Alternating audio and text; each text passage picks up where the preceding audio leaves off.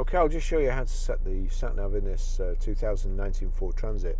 From any screen here, you see there at the bottom of the menu you've got phone, audio, navigation, mobile apps and settings. If we just click navigation, brings the screen up and you've got destination there. So I'll just show you the menu. If you go on menu,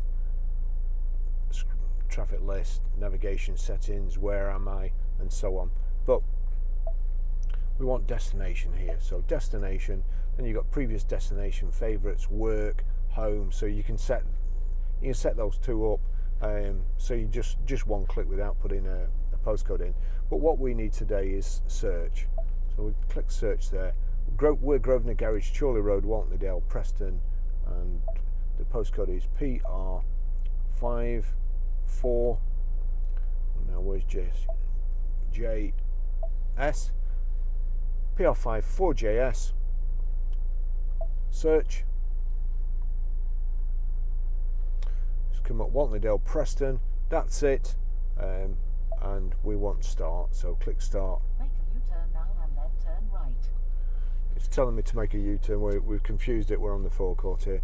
But that's it. Real simple system to use, the Sat Nav, and it is a good one. Okay, now you'll see that